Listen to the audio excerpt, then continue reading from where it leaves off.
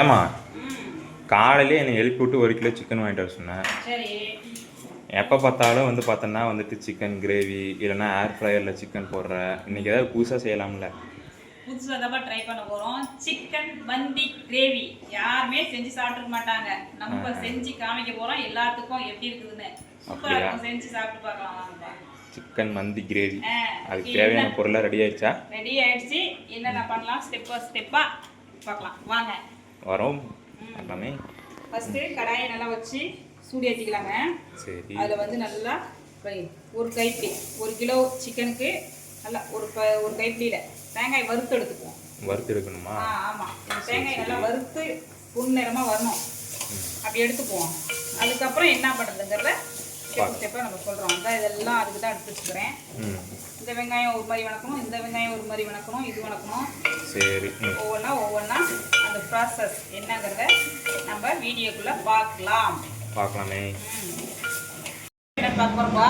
சரி. தேங்காய் நல்லா பாரு இந்த அளவுக்கு வறுத்து எடுத்து வச்சாச்சுப்பா. சரி. அடுத்த ஸ்டெப்பு பெரிய வெங்காயத்தில் ஒரு 3 ஒரு கண்ணாடி பதத்துக்கு வர மாதிரி வணக்கி எடுத்துக்கலாம்ப்பா. ஓகே. இப்போதான் வந்துருச்சுப்பா. இது நம்ம வேற இதில் மாற்றிக்கிட்டு அடுத்து வந்து நல்லா பழமாக அதையும் வணக்கி எடுத்துக்கலாம்ப்பா. ஓரளவு குருண்டு வர அளவுக்கு ஓரளவு வணங்கினா போதும். தக்காளியும் வணங்கினா போதும்பா. இப்போ இதை நம்ம ஒரு குண்டாவில் மாற்றிக்கலாம். ஒரு வடிச்சிட்டில் இந்த அளவுக்கு ஆயில் ஊற்றிக்கலாம்ப்பா.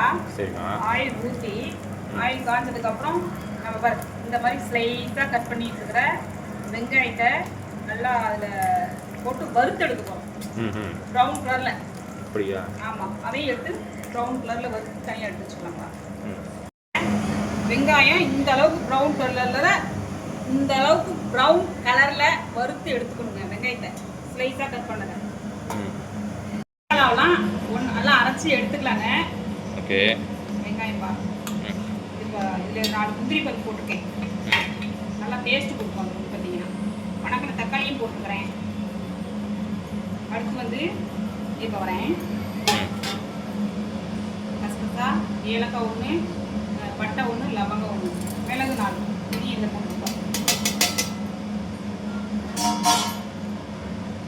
இதை அரைச்சி எடுத்துக்குவோம் நம்ம பேஸ்ட்டாக. ஃபஸ்ட்டு வாஷ் பண்ண சிக்கன் 1 கிலோ போட்டுக்கலாம்ப்பா. அதுக்கடுத்து வந்து பார்த்தீங்கன்னா மிளகாத்தூள் நம்மளுக்கு காரத்துக்கு தேவையான அளவுக்கு. நான் வந்து பார்த்தீங்கன்னா 1 கிலோ ஒரு 2 ஸ்பூன் போடுக்கிறேன்ப்பா. அடுத்து கொஞ்சம் மஞ்சப்பொடி, ஒரு சிட்டிகை மஞ்சப்பொடி போட்டுக்கலாம்ப்பா. அடுத்து இஞ்சி பூண்டு விழுது அது 1 ஸ்பூன் ஆட்டம் போட்டுக்கலாம்ப்பா. அதுக்கு தேவையான அளவு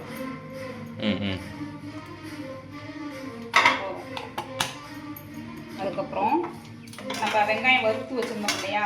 ஆமாம். அது நல்லா இப்படி வந்து எடுத்து இந்த நொறுங்கணும். வெங்காயம் இந்த மாதிரி இருக்கணும். அதையும் போட்டுக்கலாம்ப்பா. அதுக்கப்புறம் நம்ம அரைச்ச விழுது வணக்கி அரைச்சோம் இல்லையா? ஆமாம். அந்த விழுது அதையும் இப்படியே சேர்த்துக்கிறோம்.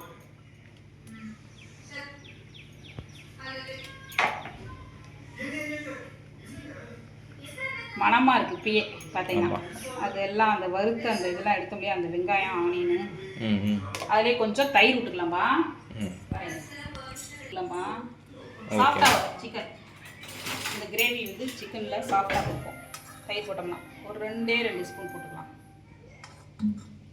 ரொம்ப ஆடையாக இருக்கு, க்ரீமியாக சூப்பராக தயிர் இன்னைக்கு வந்துச்சு. அதையும் போட்டாச்சா? தேவையான அளவு உப்பு. தேவையான அளவு உப்புனா கொஞ்சம் போட்டுக்கலாம் அந்த சிக்கன் ஏறதுக்கு அப்புறம். அதுக்கப்புறம் பார்த்துட்டு நம்ம போட்டுக்கலாம். சரியா?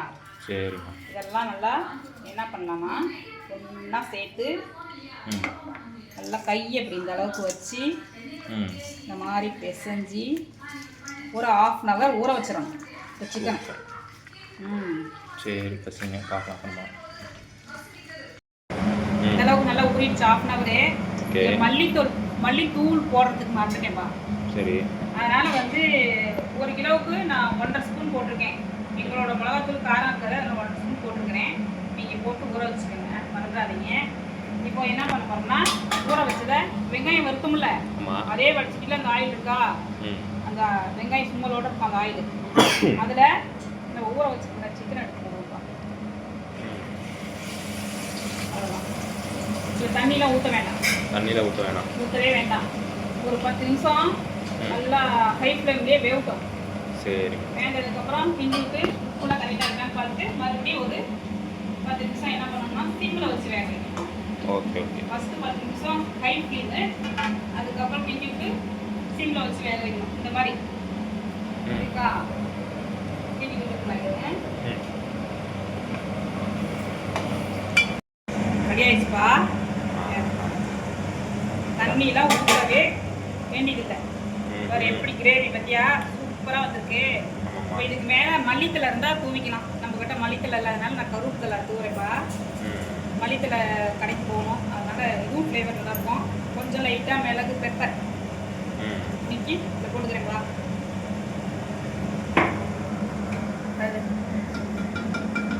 சூப்பராக இருக்கா? வாசனையாக இருக்கா? வாசனையாக இருக்கு. டேஸ்ட் பற்றி எப்படி இருந்துச்சு? டேஸ்ட் பண்ணி பார்த்தேன் கைஸ், எல்லாமே கரெக்டாக இருக்குது. செம்ம டேஸ்ட்டாக இருந்துச்சு.